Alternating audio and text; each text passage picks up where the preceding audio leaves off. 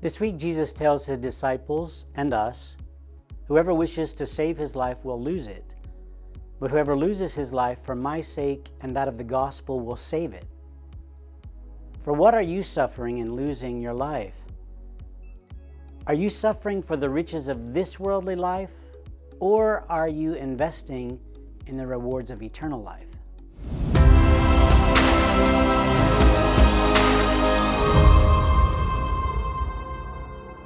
Why suffering? It's probably one of the oldest questions of humanity.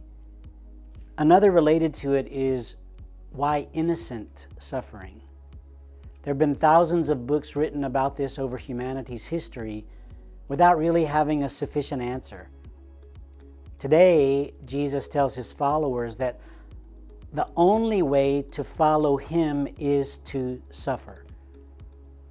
It seems that even for Jesus, there is no way out of suffering. In fact, not only is there no way out of it, but if he is to be successful in his mission, he must suffer. Jesus says, "The Son of Man must suffer greatly and be rejected by the elders, the chief priests, and the scribes, and be killed, and rise after 3 days." So if suffering is inevitable, for what must we suffer? Jesus tells us this in the Beatitudes. In the Gospel of Matthew, chapter 5, starting with verse 10, Jesus says, "Blessed are they who are persecuted for the sake of righteousness, for theirs is the kingdom of heaven. Blessed are you when they insult you and persecute you and utter every kind of evil against you falsely because of me. Rejoice and be glad, for your reward will be great in heaven." Both suffering and death are inevitable in this life. The attempt to save our lives is ultimately futile. It leads to a lifestyle of fear and desperate flight from pain and discomfort. The wise choice is to give up our lives, to accept suffering and even death with Jesus, for Jesus, and in Jesus, and put our hope in the life to come. This is not a comfortable message. Jesus is saying, if anyone wishes to follow me, you have to recognize that you are heading to death.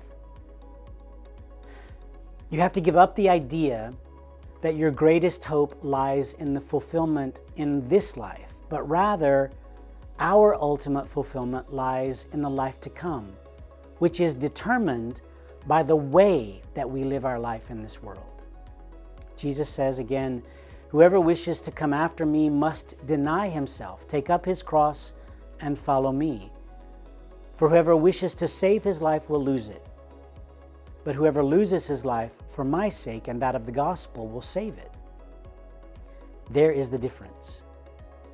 We Christians do not suffer for the sake of suffering. Rather, we suffer in this life because we continue the great battle between good and evil.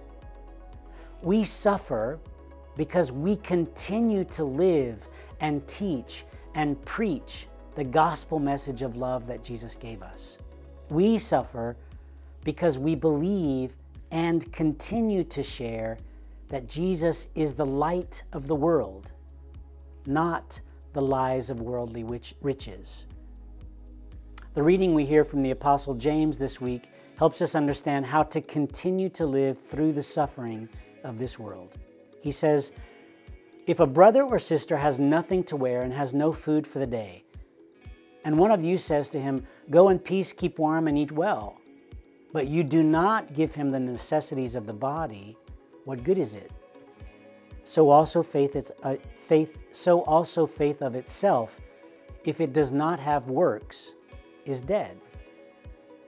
St. James reminds us that living out the gospel message means that we are duty-bound to help others if we are able, particularly with the necessities of life.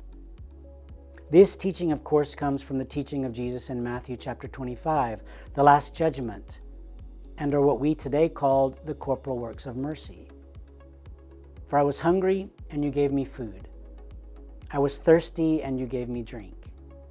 a stranger, and you welcomed me, naked, and you clothed me, ill, and you cared for me, in prison, and you visited me.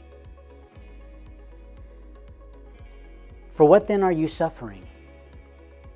Are you suffering for the riches of this worldly life, or are you suffering for the rewards of eternal life?